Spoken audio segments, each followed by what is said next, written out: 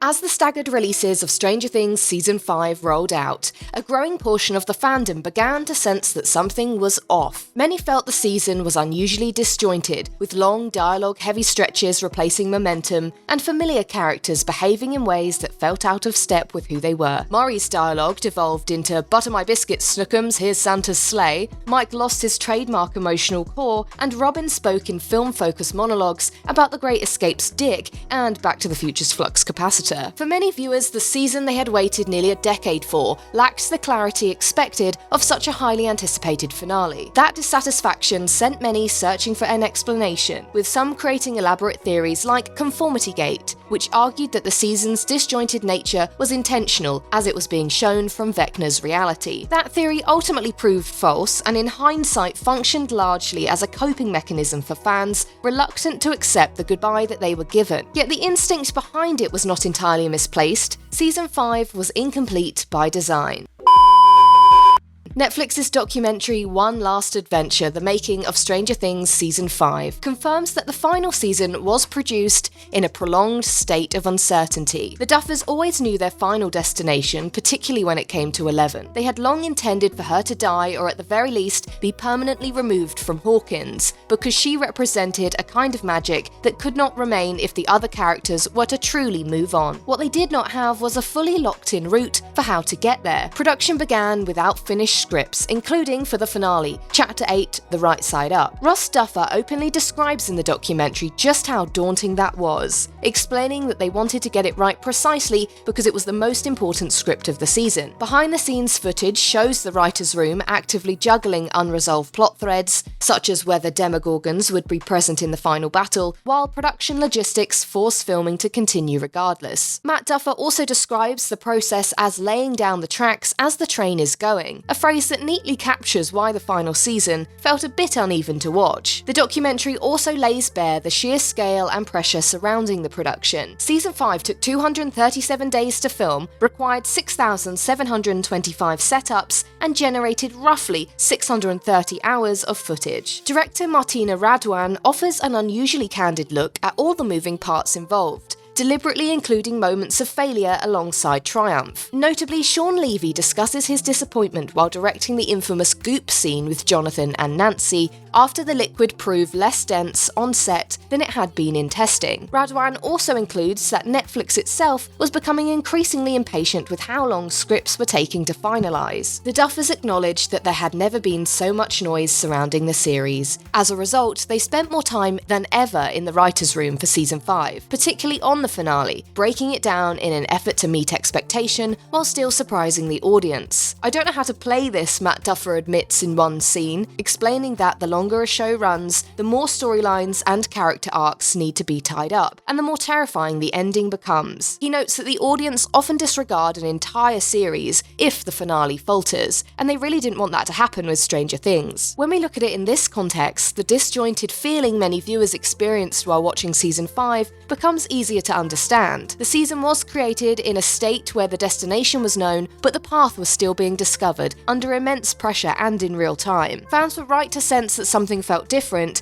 and to search for reasons why, but that difference was not a hidden mystery like Conformity Gate. It was structural. The absence of a locked-in route shaped not only how Season 5 scripts were developed, but how the show was being physically made. Creative decisions were being driven by conversation rather than written direction. The documentary shows the Duffers meeting the crew members in the Hawkins High classrooms, talking about their broad ideas for the finale and introducing key elements of the Upside Down lore surprisingly late in the process. This approach created particular challenges for practical and VFX teams who were tasked with bringing the vast sequences to life, including the melting walls of Hawkins' lab, the floating rocks of the Abyss, the Camazot's caves, and the inside of the Mind Flayer's ribcage. Betsy Patterson, VFX supervisor, is shown clarifying how Hawkins, the wormhole, and the Abyss are meant to visually connect, but is left without concrete guidance on how these locations were meant to look or operate. The Duffers also acknowledged that these ideas were likely to evolve as the writing continued. The crew appear both daunted and energized by the challenge before the documentary cuts to discussions around whether alarm bells should be ringing over the remaining shoot days and the lack of a finished script. Sean Brennan, supervising art director, repeatedly stresses the need for clarity, stating, "We have to know exactly what is happening." He outlines the practical considerations involved in building large-scale sets like the Pain Tree, which eventually becomes the Mind Flayer's physical form and needs to feel alive and capable of movement. After explaining why the younger kids need to be in the desert during the episode, he admits, "Then I don't know what the fuck happens." Tudor Jones, co-executive producer, states outright that they are not going to receive a final script in time and will instead have to base major creative decisions on ongoing conversations. Despite this uncertainty, the documentary emphasizes the team's shared determination not to fail at the finish line. The Pain Tree ultimately becomes a massive practical build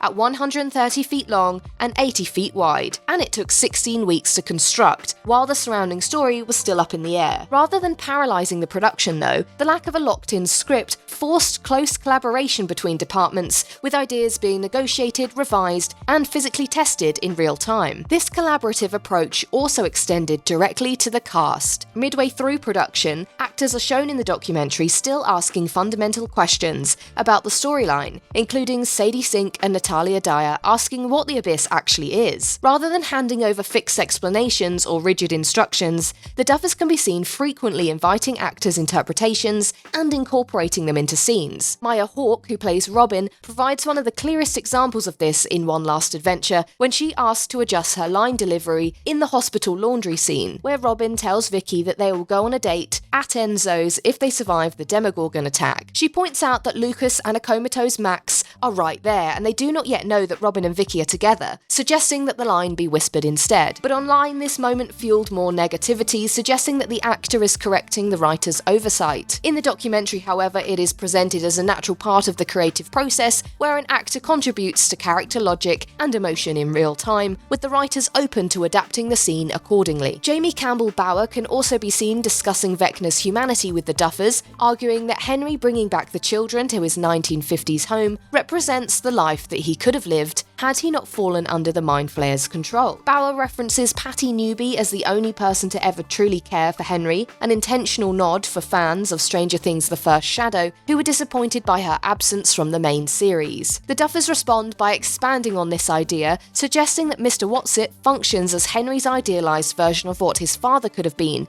demonstrating how character psychology was still being shaped collaboratively due to a lack of a finished script. For many viewers, the documentary's bare-bones honesty has both reframed and intensified existing frustrations. Online discussions increasingly connect the rushed and overlapping production timeline to inconsistent character arcs, and a final battle that some found underwhelming. However, Season 5's unevenness ultimately lies in a creative process that was never fully set in stone before production began. That flexibility led to narrative gaps and unresolved questions that pushed some fans to imagine alternate endings, but it also resulted in a deeply collaborative conclusion to a 10-year journey. Cast and crew shaped the characters, scenes, and story logic in real time. The season felt incomplete to some, not because it was careless or hinting at a larger theory like Conformity Gate, but because it was still being built. One Last Adventure makes that reality clear, and in doing so, explains why fans were right to sense that something about the ending was unfinished.